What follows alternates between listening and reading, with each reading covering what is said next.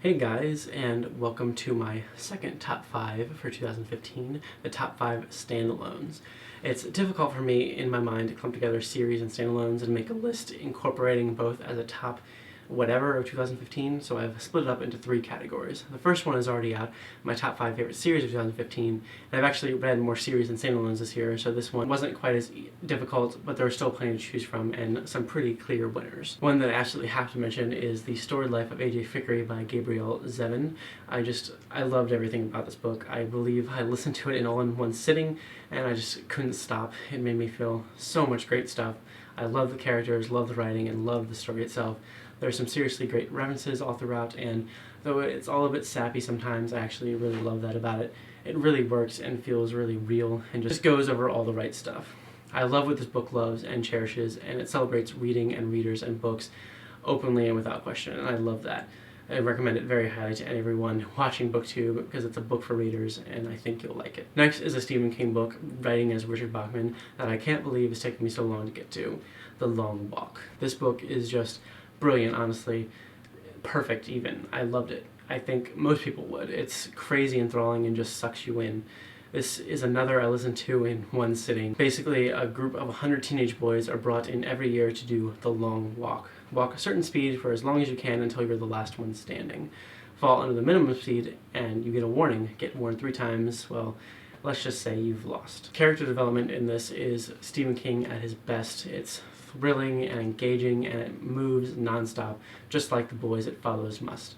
I loved it and I recommend it to literally everyone. This next one is actually the only physical book on this list, Slade House by David Mitchell. I really like this book a lot. I gave this somewhere around 4 to 4.5 stars on Goodreads, but I think that's mostly due to not having the full look into this world that I wanted, which I'm getting right now by reading The Bone Clocks. Slade House on its own, though, is still freaking great. It's creepy and its characters rock and David Mitchell's writing shines. I talked about this a lot at length in my December wrap-up video, so go watch that.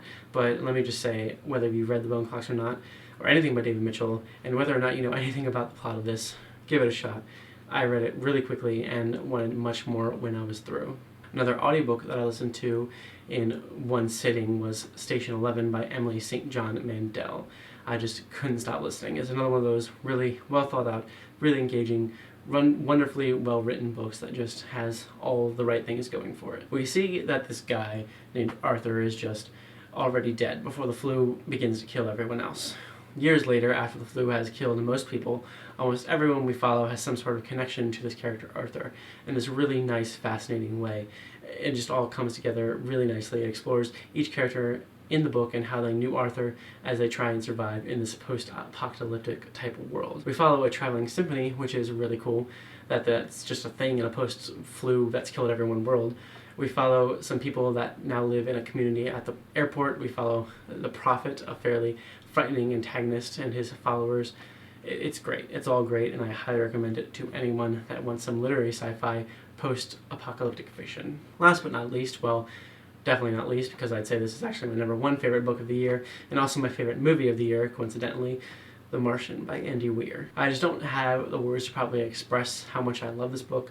I love its characters, the way it's written, the problem solving in it, the overall message it conveys. It just lifts me up and makes me happy. The science in it is great, the humor is great, and the story had me interested all throughout.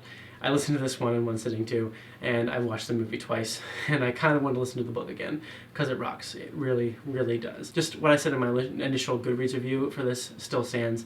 Absolutely, and this is what I said. I love the humanity of Mark, of those at NASA, of those on the ship Hermes, of everyone on Earth.